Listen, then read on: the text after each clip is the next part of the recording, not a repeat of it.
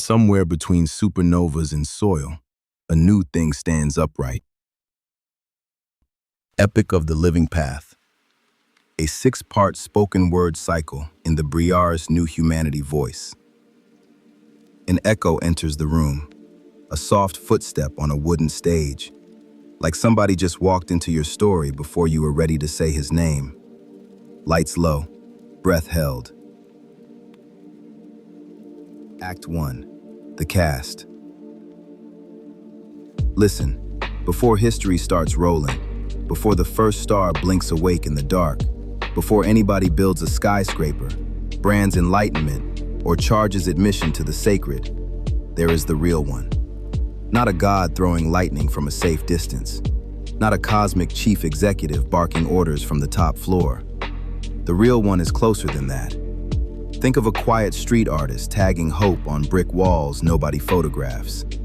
Think of an early morning gardener slipping seeds into cracked sidewalks. Think of a presence that looks you straight in the eyes while you tell the whole ugly story and does not flinch. The sovereign speaks, and atoms line up like they understood the assignment. Dust lifts its face, time opens its eyes, rhythms form, worlds spin, oceans listen, mountains stand at attention, and somewhere between supernovas and soil, a new thing stands upright and asks, "What am I?" Call that new thing humanity. Half marvelous work, half walking emergency. Hands that can build shelter or build cages. Voices that can bless somebody's day or bruise them for years. Minds that can map galaxies and still get lost inside their own fear. Humanity is the one walking the old path. Eyes bright, stomach knotted, born of stardust, stuck in skin that doubts itself. Picture a commuter on a packed subway, one hand on a sticky rail, eyes on a map that keeps changing names. Next stop, more money. Next stop, respect. Next stop, burnout. Rent is climbing, trust is low. The phone keeps glowing. The soul keeps asking, is this all there is? That is the old path mood, a tightrope between wonder and war.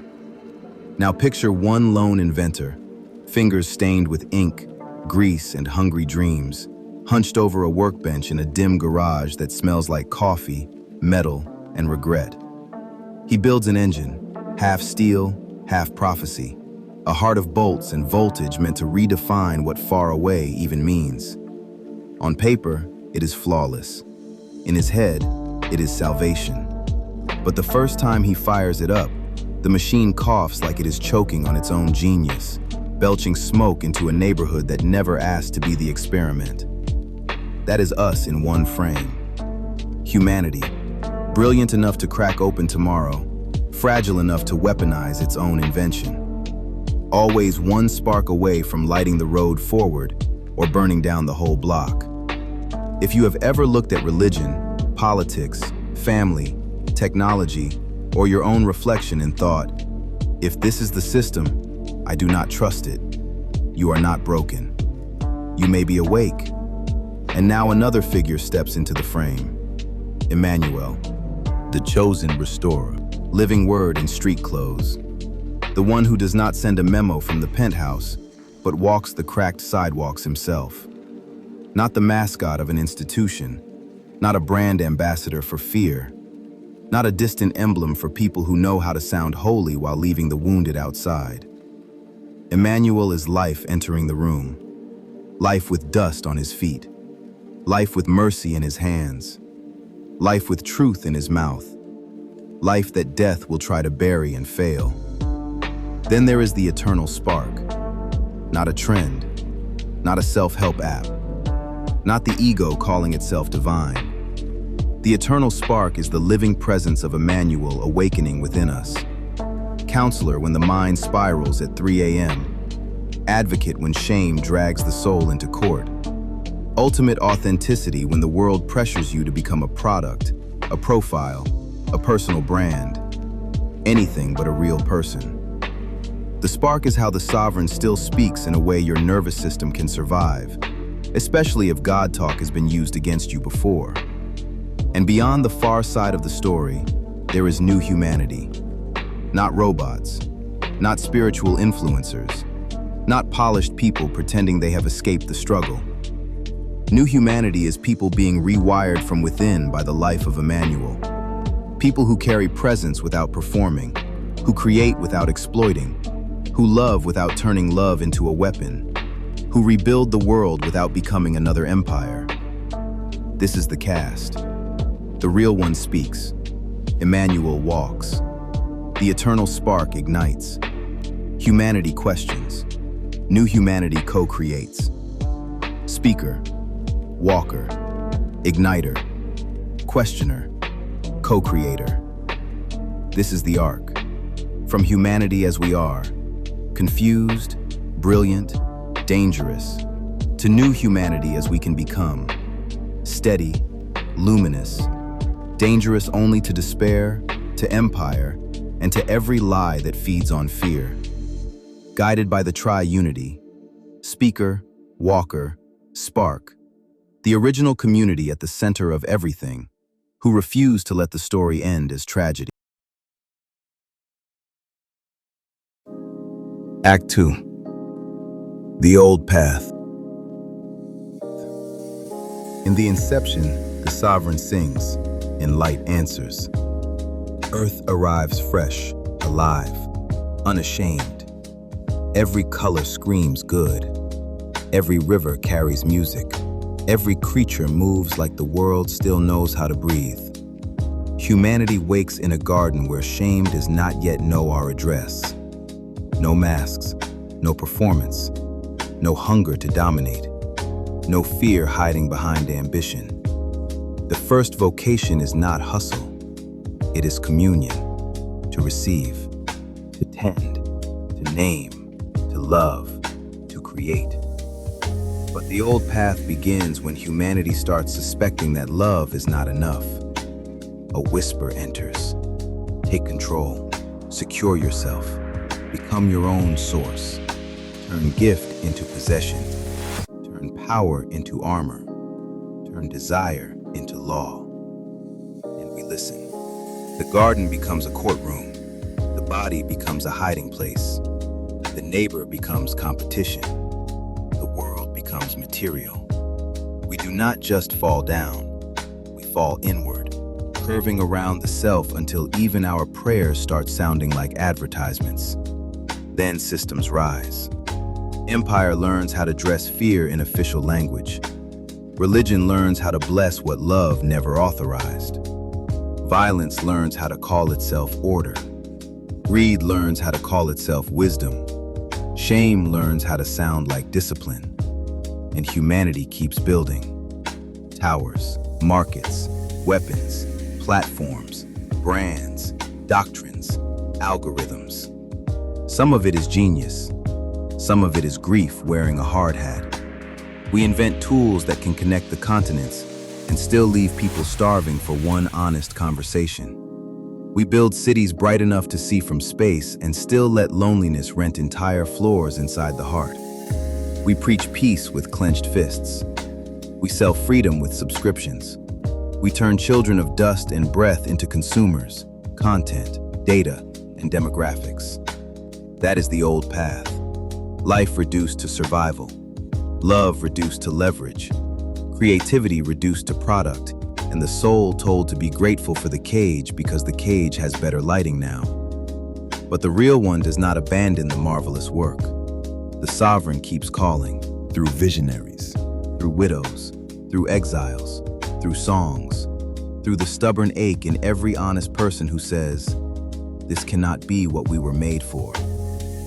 The call keeps moving through history like a bass line underneath the noise. Return. Wake up, come home, become human again. And still we cannot heal ourselves by willpower. We need more than instruction. We need more than inspiration. We need more than a new system with prettier slogans. We need life. Not borrowed life, not performed life, not religious life as costume. The life that was there before the first breath. The life death did not create and death cannot cancel. So Immanuel comes.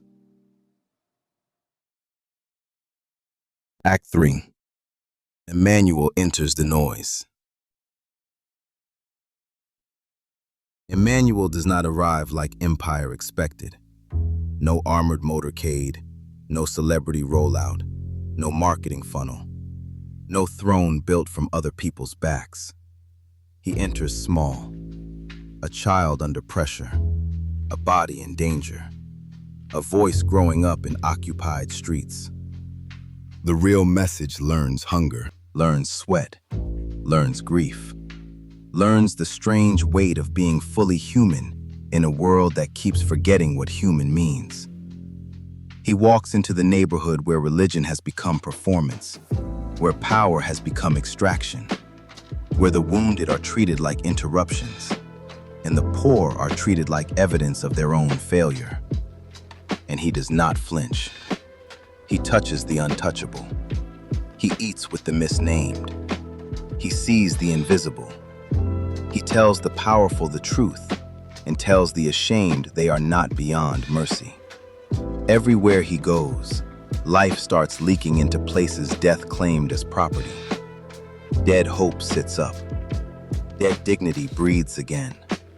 Dead courage opens its eyes. Dead love remembers its name. This is not motivational energy. This is resurrection beginning before the grave. Immanuel shows us what humanity looks like when the eternal source is fully alive in flesh.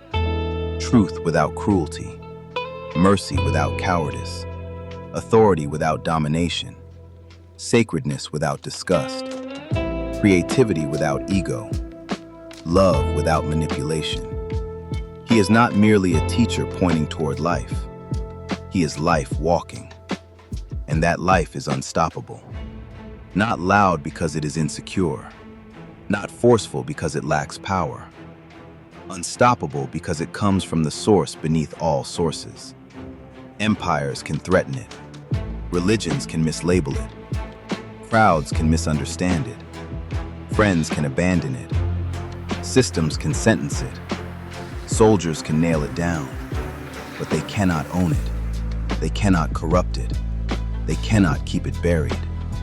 Death meets Immanuel and discovers it has overreached.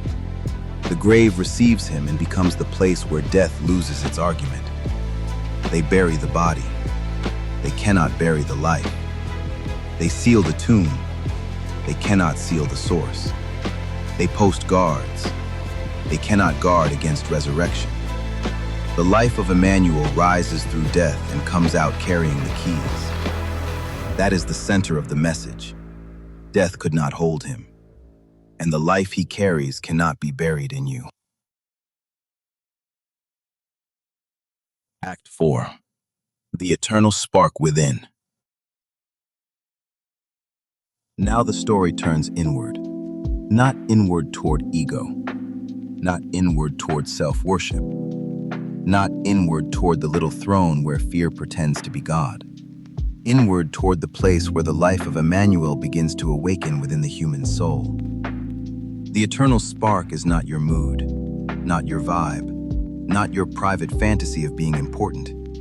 The eternal spark is the living witness of Immanuel in you, the sacred pressure toward truth, the quiet fire toward mercy, the inner resistance to becoming what wounded you. It is the reason you can be exhausted and still feel one small refusal to surrender to cynicism. It is the reason you can be ashamed and still hear a deeper voice saying, "Stand up, I am not finished with you." It is the reason creativity returns after despair has already written the obituary. The spark does not flatter the ego. It resurrects the person. It enters the dead rooms, dead imagination, dead tenderness, dead courage, dead trust, dead purpose. And one by one, it calls them by name.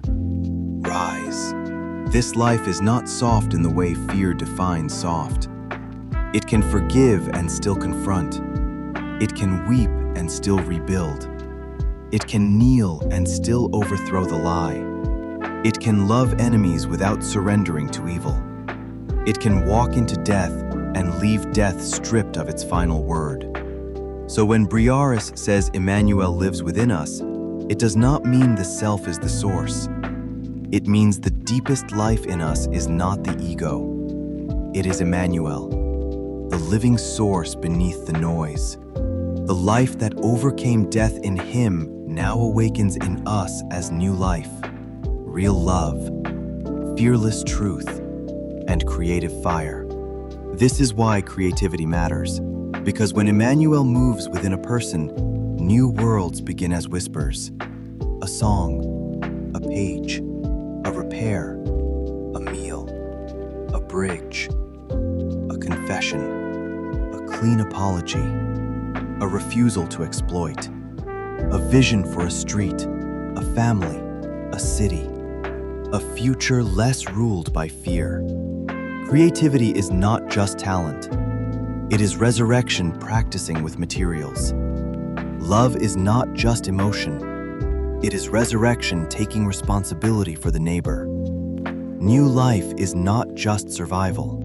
It is resurrection rebuilding the interior architecture of a human being. Act 5. The Living Path.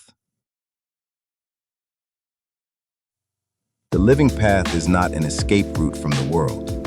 It is the way Immanuel teaches us to become alive inside it. Step by step, choice by choice, repair by repair, truth by truth. The old path says, prove, perform, perfect, protect the image, punish the threat, call it wisdom. The living path says, receive, respond, repair, return to presence, create from love, walk in truth. The old path says, control people before they hurt you. The living path says, become so rooted in Immanuel that fear no longer gets to author your behavior. The old path turns pain into a personality. The living path turns pain into compassion with boundaries. The old path builds empires out of insecurity. The living path builds communities out of healed responsibility. And this is slow work, unglamorous work, sacred work. The eternal spark renovates the hidden rooms. The spark rewires reactions, repaints narratives, questions motives, breaks addictions to applause, interrupts the old soundtrack. Prove yourself, brand yourself, defend yourself, save yourself. Then the spark teaches a new rhythm. You are received, now respond. You are loved, now love. You are forgiven, now become safe for others. You are alive, now create life. This is where spiritual bypassing loses its shine. Love and light talk that dodges accountability starts to taste like stale sugar. Charisma without character stops looking like a gift and starts looking like a ticking bomb.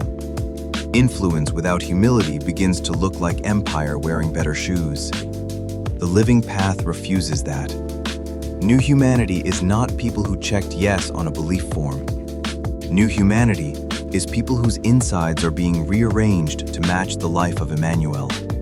Not perfect people, not polished people, not people who never fall, people who return faster, repair deeper, tell the truth cleaner, love without needing control, create without harvesting souls.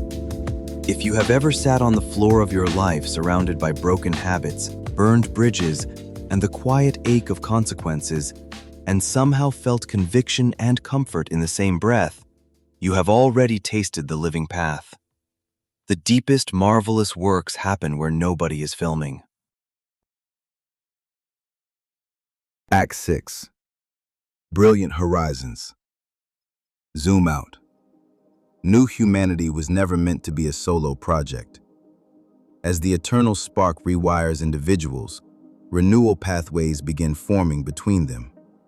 At dinner tables, in studios, in kitchens, in group chats, in recovery circles, in neighborhoods nobody puts on postcards. Unified community does not mean clones. It looks like mosaic. Different cultures, different languages, different wounds, different songs, held together by a common center, not a common enemy. Chosen no longer means better than. Chosen means responsible for. If you have been healed, you join the healing crew. If you have been forgiven, you become a safer place for somebody else's confession. If life has raised something dead in you, you become evidence that the grave does not get the final word. New humanity forms cells of resistance against despair. Kitchens feeding the unhoused.